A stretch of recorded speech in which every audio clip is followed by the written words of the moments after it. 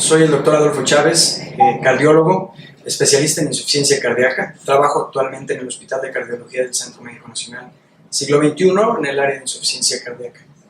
Quiero presentarles ante ustedes un caso clínico interesante, sin duda, relacionado con hipertensión arterial y como complicación insuficiencia cardíaca.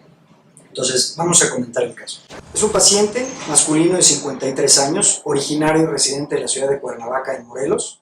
Es un paciente hipertenso desde hace 18 años, tratado con enalapril solamente 10 miligramos cada 24 horas y nebivolol recientemente 2.5 miligramos cada 24 horas. En control irregular. Tiene dislipidemia en tratamiento con atorvastatina, 40 miligramos cada 24, y tabaquismo también por más de 39 años, hasta 40 cigarrillos al día, suspendido hace 2 años por tener sintomatología, sobre todo falta de aire. Tiene también un infarto que cursó en 1999 y nuevamente en 2013, al parecer sin terapia de reperfusión coronaria ni estudio de anatomía coronaria que se le hubiera hecho en el momento. Manejo farmacológico posterior fue con digoxina, 0.25 miligramos cada 24 horas, furosemide 40 miligramos cada 24 horas y clopidogrel 75 miligramos cada 24 horas.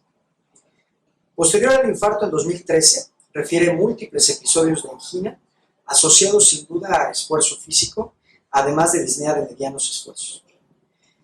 Es enviado a nuestro hospital por deterioro de esta clase funcional por disnea y incluso presentándolo en reposo con ortopnea de hasta 3 almohadas y disnea paroxística nocturna. Sus signos vitales cuando lo conocimos fue de 160-90, frecuencia cardíaca 80 latidos por minuto, frecuencia respiratoria de 20 respiraciones por minuto y temperatura normal 36.5 grados. Es un paciente en general endomórfico, normal, tranquilo, consciente y cooperador. No era evidente plétora yugular en el paciente. Sus campos pulmonares tenían murmullo vesicular conservado bilateral sin fenómenos agregados, no había estertores. Los ruidos cardíacos eran rítmicos, había un soplo sistólico en foco mitral 2 de 4 que se irradiaba al mesocardio, pero no había datos de insuficiencia cardíaca, por lo menos descompensado, caracterizado por tercer ruido o por un cuarto ruido persistente. El abdomen no tenía visceromegalias, no había puntos dolorosos y las extremidades eran íntegras, no tenía edema, no tenía alteraciones en los pulsos. Le pedimos un electrocardiograma, el cual era evidente un bloqueo completo de rama izquierda, asociado a extrasístoles ventriculares también ocasionales, pero en ritmo sinusal. Los laboratorios, sobre todo, lo que más destacaba era los natriopéptidos, específicamente el NT-proBNP de 1350, que para su edad sí es un valor de corte importante que hay que considerar, sobre todo en el contexto de este paciente. El ecocardiograma que traía él solicitado para nuestro hospital y hecho en nuestro hospital demostraba una fracción de expulsión del 25%, con diámetros diastólico de 75 y sistólico de 69. Es un paciente que tenía o que reportaba insuficiencia mitral moderada, que lo identificamos en la exploración física, y presión sistólica de la pulmonar de 33 milímetros de mercurio, con función del ventrículo derecho prácticamente normal. Le pedimos a él, obviamente por el antecedente del infarto, un gammagrama cardíaco, el cual se reportó con isquemia, por supuesto, en la cara anterior. Fue la razón por la que se sometió a un cateterismo, encontrando una lesión muy significativa del 75% de la descendente anterior y lesiones también significativas, aunque distales, de la circunfleja y no significativas de la coronaria derecha. Razón por la cual se decidió intervenir la descendente anterior, quedando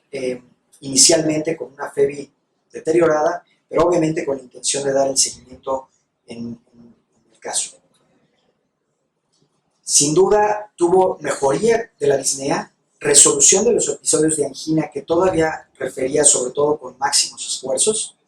La disnea mejoró, aunque todavía tenía algunos eventos de disnea, pero que fueron mejorando con el paso del tiempo y sobre todo con el ajuste del tratamiento que ustedes ya conocen seguramente para el control neurohumoral, donde el uso de los IECAS o ARA2 más el uso de beta bloqueadores y uso de inhibidor de receptor de mineralocorticoide son indispensables en el tratamiento. Después de los 45 días, sobre todo porque persistía con deterioro de la función contráctil, una fracción de expulsión reducida, se decidió presentar su caso en una sesión para un implante de dispositivo de alta energía, para un DAI con resincronizador, sobre todo por ese bloqueo completo de rama izquierda de más de 150 milisegundos de QRS, y en la evolución demostramos una franca mejoría de los síntomas, estando en clase funcional 1 de la New York Heart al mes posterior a su implante. Obviamente esto también gracias al tratamiento neuromodulador y del control de la presión arterial que se le dio al paciente en forma paralela. Actualmente es laboralmente activo y es una persona que, a pesar de que quedó con una fracción de expulsión reducida, aunque no como la que conocimos, aquí no pusimos el ecocardiograma de control, sin embargo el ecocardiograma de control mejoró la fracción de expulsión a 43% y tiene una vida laboral y una calidad de vida muy mejorada y significativamente incrementada. Entonces, con esto quiero comentarles que, bueno, la insuficiencia cardíaca es un común denominador para todas las cardiopatías, pero por supuesto que para la hipertensión arterial no está ajena a ella. Acordémonos que la hipertensión arterial es uno de los principales factores de riesgo para la cardiopatía isquémica y sin duda también para el efecto de cardiopatía o miocardiopatía dilatada secundaria a hipertensión arterial, también es un factor que hay que considerar. Acordémonos que también como uno de los principales factores de riesgo de mortalidad es la hipertensión arterial, siendo por mucho muy superior a cualquier otra causa o a cualquier otro factor de riesgo para mortalidad. Si nosotros ubicamos en el mapa mundial, la segunda causa directa de insuficiencia cardíaca es la hipertensión arterial, no solamente como causa directa, sino como coexistencia en los factores de riesgo para la insuficiencia cardíaca. En los estudios de cohorte que se conocen muy bien, por ejemplo el estudio de Framingham, está muy bien identificado como efectivamente el riesgo acumulado para insuficiencia cardíaca es 1 en cada 5 pacientes, para hombres y para mujeres, independientemente de la edad, sin considerar a quienes tuvieron cardiopatía isquémica, en aquel paciente que tiene hipertensión arterial mal controlada. Y se duplica cuando la presión arterial rebasa los 160 milímetros de mercurio de presión sistólica. Esto obviamente pues, nos pone en una situación de alerta, que por supuesto que se desarrolló un protocolo en 2015, ustedes probablemente conocen, que es el estudio SPRINT, donde se demostró esto que comentábamos del Framingham, de la corte de Framingham. Efectivamente, aquel paciente que tiene un control más estricto de la presión arterial comparativamente con aquel que tiene un control de la presión moderada, digamos, o tradicional, que era a través de un solo fármaco, etcétera, y donde nos tardamos más en el inicio del tratamiento, por supuesto que el pronóstico y sobre todo la evolución hacia la insuficiencia cardíaca es mucho más seguro. Conocemos muy bien nosotros lo que le llamamos el continuo cardiovascular que empieza a partir de la aparición de factores de riesgo como diabetes, hipertensión, dislipidemia, tabaquismo, obesidad, sedentarismo, y que esto sin duda nos tendría que ubicar ya en un estadio A de la evolución de la insuficiencia cardíaca con base en la clasificación del American Heart, que hace muchos años se desarrolló, American Heart American College, hace muchos años se desarrolló con la intención de evitar la progresión al daño, sobre todo empezando el tratamiento, el diagnóstico y el tratamiento de forma temprana, y con esto evitar el continuo cardiovascular hacia el daño endotelial y hacia el daño eventualmente a órgano diana y eventualmente a incrementar el riesgo de insuficiencia cardíaca y por lo tanto mortalidad. Conocemos muy bien la fisiopatología de esto y la principal causa, en este caso el malo del cuento, sin duda es la angiotensina como un factor no solamente de riesgo para el desarrollo de enfermedad cardiovascular, sino para un factor para desarrollar insuficiencia cardíaca. Por lo tanto, está muy bien identificado que el tratamiento para la hipertensión arterial en los pacientes en general, una de las piedras angulares es el tratamiento que inhibe la conversión a la enzima convertidora de angiotensina o directamente a la angiotensina. Esto se ha visto muy buenos resultados, no solamente para el control de la hipertensión arterial, sino también la evolución a la cardiopatía isquémica y, por supuesto, a la insuficiencia cardíaca. Hay 4 factores que pueden llevar a insuficiencia cardíaca secundaria a hipertensión arterial. Una de ellas, que es la muy conocida, es la hipertensión arterial que desarrolla miocardiopatía hipertrófica, secundario a hipertrofia concéntrica del ventrículo izquierdo, y con ello una disfunción diastólica o insuficiencia cardíaca con fracción de expulsión preservada, que da sintomatología muy similar a la insuficiencia cardíaca con fracción de expulsión reducida, sobre todo en aquellos pacientes que no se controla este factor de riesgo tan significativo. La otra es que la hipertensión arterial favorece arritmias auriculares, que son arritmias muy comúnmente encontradas en el paciente hipertenso mal controlado crónicamente, donde vemos una aurícula izquierda dilatada y que favorece este tipo de arritmias, y que por supuesto la fibrilación auricular es un factor de riesgo también para el desarrollo de síntomas de insuficiencia cardíaca crónica. Esto en el contexto de insuficiencia cardíaca con fracción de expulsión preservada. Ahora, en el contexto de insuficiencia cardíaca con fracción de expulsión reducida, tenemos como primer factor de riesgo la hipertensión arterial para el infarto del miocardio, que es la causa más común de morbi-mortalidad en el mundo, pero por supuesto también la insuficiencia cardíaca secundaria o cardiopatía primero hipertensiva y en fase dilatada, que también puede darse secundario a la remodelación excéntrica causada por factores agregados a la hipertensión arterial. Sabemos muy bien que el factor de riesgo de hipertensión arterial está presente hasta en el 60% de los pacientes. Esto, pues, no nos queda duda que es un factor de riesgo que hay que controlar desde sus inicios y, por supuesto, que tenemos que evitar la contribución no solamente a insuficiencia cardíaca con el control de la hipertensión, sino a todas las comorbilidades que se pueden asociar, incluyendo también a la nefropatía asociada que viene prácticamente de la mano con el desarrollo de insuficiencia cardíaca posteriormente.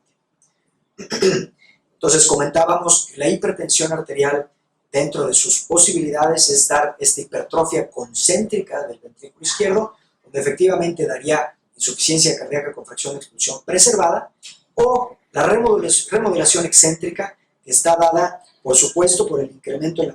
la masa ventricular, pero por un incremento en el volumen, sobre todo que genera un daño miocárdico subclínico, en el caso de asociado, por ejemplo, a obesidad, que es muy común aquel hipertenso que aparte tiene obesidad, sedentarismo, y que se pueden agregar otros factores que favorecen también a la remodelación excéntrica. Entonces, dentro de la fisiopatología existe esta clasificación donde efectivamente con el paso del tiempo vemos primero una disfunción diastólica aislada, después una disfunción diastólica ya con hipertrofia concéntrica, después insuficiencia cardíaca clínica ya manifiesta clínicamente, y aquella cardiopatía dilatada con fracción de expulsión reducida, ya sea por cardiopatía isquémica o por remodelado excéntrico, como lo comentábamos hace unos minutos. Dentro de la fisiopatología, por supuesto, tenemos que considerar que la hipertensión arterial crónica daña las arterias coronarias epicárdicas, causando rarefacción en todo el sistema vascular y, por supuesto, fibrosis miocárdica, que por supuesto va eventualmente a evolucionar a una situación que se llama hipertensión arterial decapitada. Es decir, un paciente que tenía hipertensión arterial de pronto ya no tiene hipertensión porque finalmente la función contráctil del ventrículo izquierdo en aquellos con insuficiencia cardíaca con fracción de expulsión reducida ya no tiene la capacidad suficiente para bombear, para expulsar esa sangre con la misma fuerza, y por lo tanto la hipertensión arterial se vuelve más controlable y que finalmente también, vamos a verlo como un beneficio, nos ayuda a titular los fármacos para insuficiencia cardíaca comparativamente con aquel paciente que no era hipertenso, que obviamente nos cuesta más trabajo porque no logramos llevar a dosis más altas de los fármacos para el control neurohormonal. Entonces, queremos concluir finalmente, antes diciendo que el tratamiento específicamente para el paciente con insuficiencia cardíaca con fracción de expulsión reducida, tiene que cambiar de ser un calcio antagonista a ser también el uso del beta bloqueador y el uso del diurético tiacídico como una opción antes que implementar calcio antagonistas. Sobre todo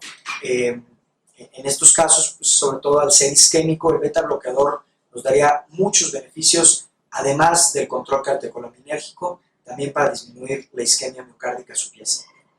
Entonces, queremos concluir diciendo que la eficacia antihipertensiva temprana es importantísimo para poder evitar la evolución a complicaciones cardiovasculares.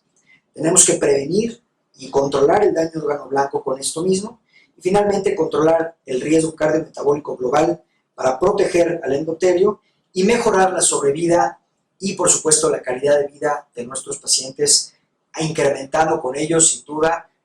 la productividad y, sin duda, disminuyendo los costos y mejorando la capacidad para la salud en general de los mexicanos. Les agradezco muchísimo su atención. Espero esta explicación les haya sido de utilidad.